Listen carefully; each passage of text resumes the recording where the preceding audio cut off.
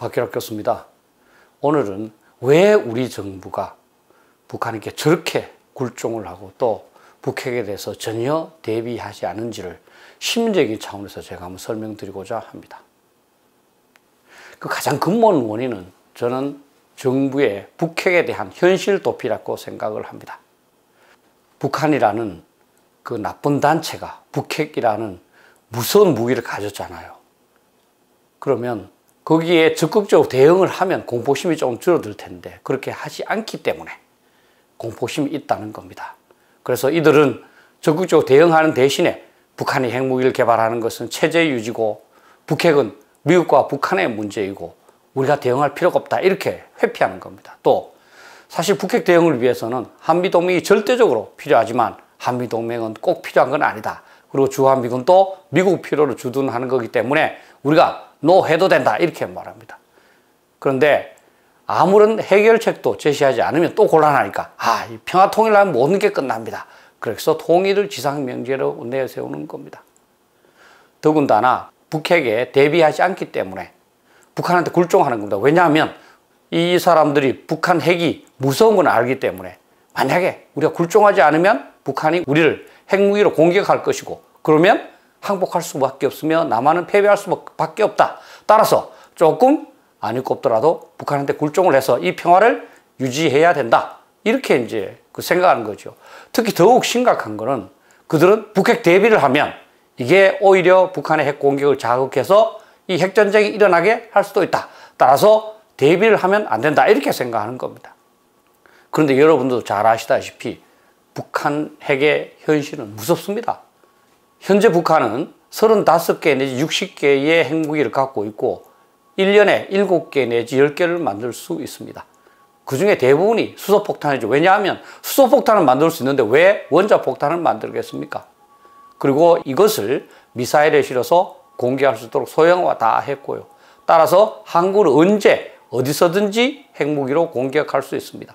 더군다나 북한은 천년 우라늄 매장량이 엄청납니다. 이걸 계속 농축하고 있습니다. 2020년대가 되면 북한은 100개 이상의 핵무기를 보유할 것이다. 이렇게 예측하기도 했습니다.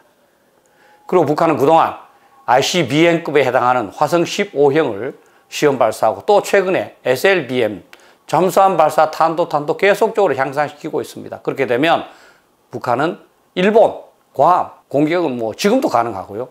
미 본토를 공격할 수 있는 잠재력을 갖고 있다고 봐야 됩니다. 그래서 미국한테 어떤 얘기를 하겠습니까? 미국이 한국을 지원할 경우에는 너 한국에서 철수하지 않으면 미국 본토를 공격하겠다. 이렇게 위협하는 거죠. 이게 최소 억제라고 이론에서 얘기하는데요. 영국과 프랑스가 잠수함 발사 미사일만 갖고도 러시아의 핵 공격을 억제할 수 있다고 믿는 그 근거입니다. 현 정부의 잘못된 대북 정책으로 인해서 북한은 지금 남한을 아주 얕보고 있습니다.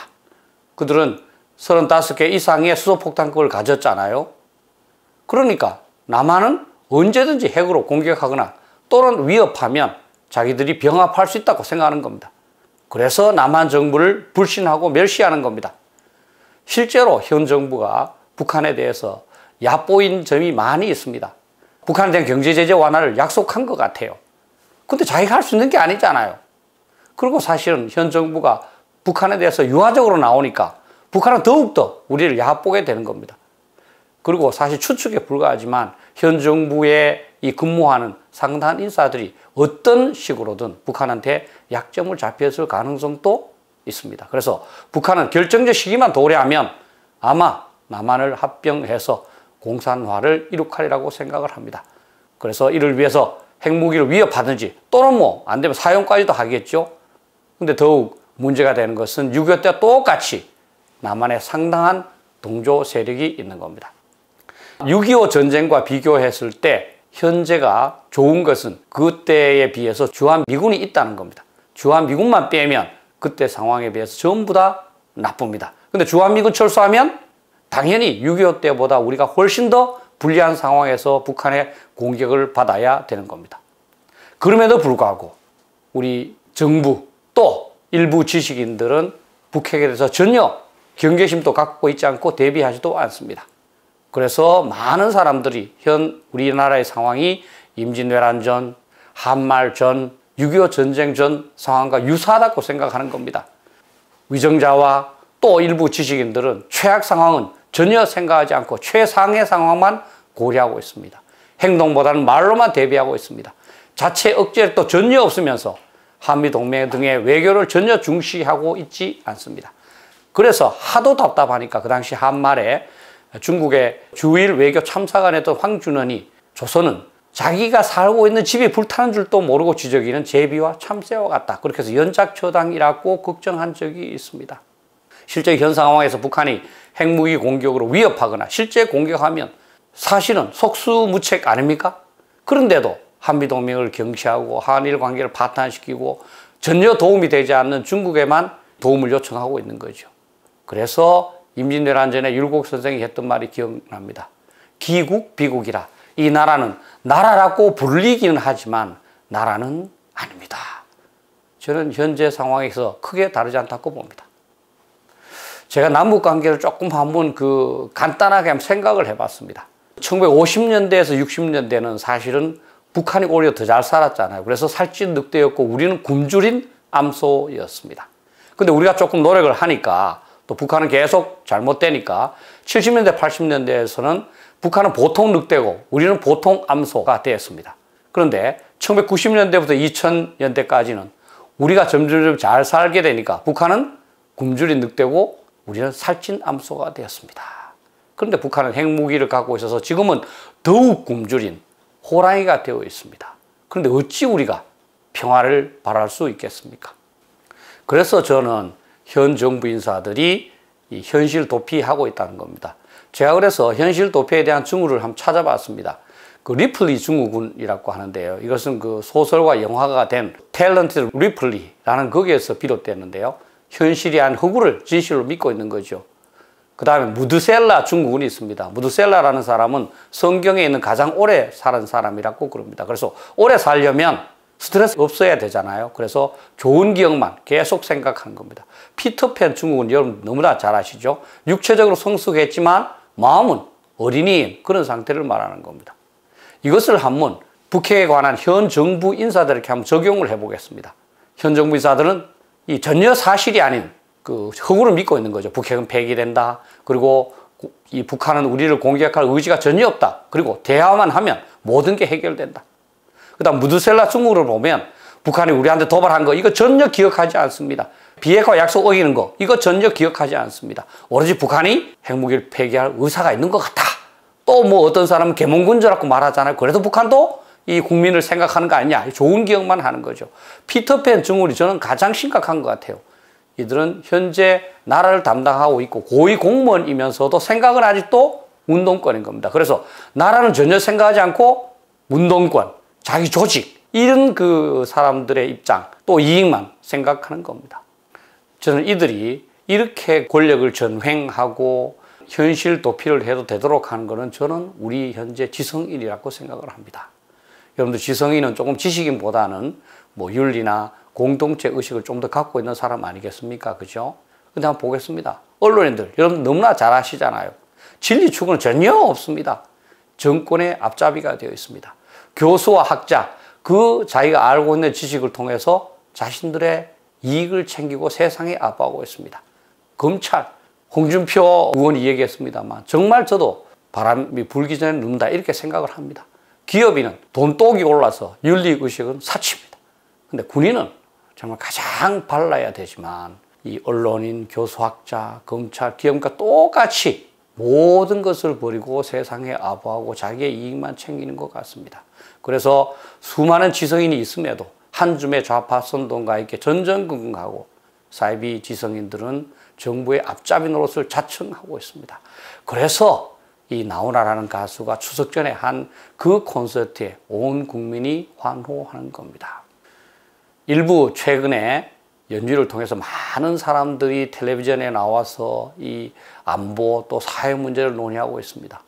여러분들 대부분이 비겁한 지성인들입니다. 이들은 아는 체만 할 뿐 용기 있는 언행은 전혀 없습니다. 자신의 이익을 위해서라면 소중하게 생각했던 가치는 쉽게 포기합니다. 모든 것을 양비론으로 접근해서 아부하고 있습니다. 정의보다는 금전적인 이익, 언론 출연 자기 보신에 치중하고 있습니다. 그리고 사실은 말은 그럴듯하게 하지만 현안에 대한 학습, 연구, 문제의식, 의견 피력은 전혀 없습니다.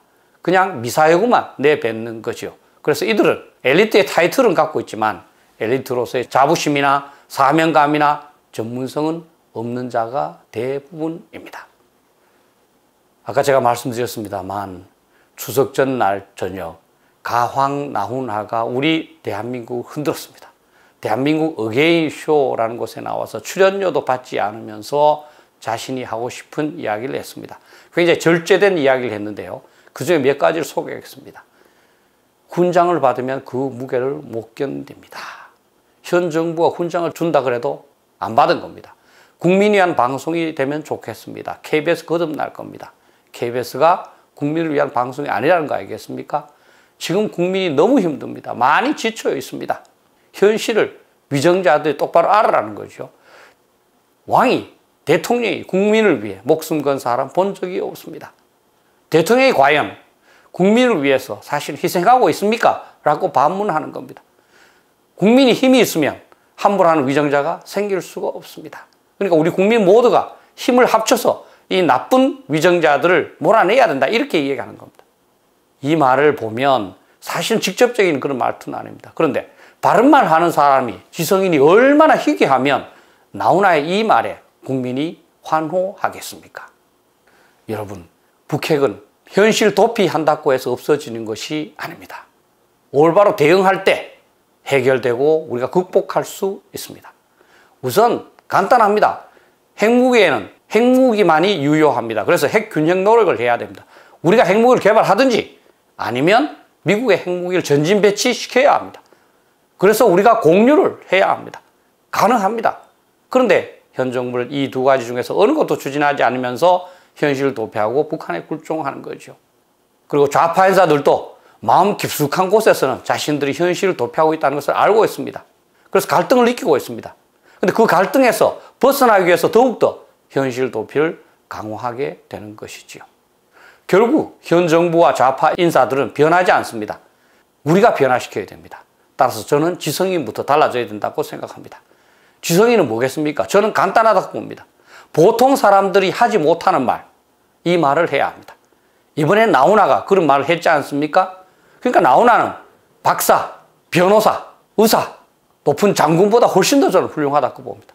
그래서 지성인들께서는 사회 핵심 의제를 적극적으로 학습하시고 연구하고 의견 피력하고 그리고 해결에 동참해야 합니다. 당연히 노블리스 오블리주 차원에서 국민들에게 모범을 보여야 될 것이고 무엇보다 저는 용기라고 봅니다. 용기를 통해서 실천하고 희생해야 합니다.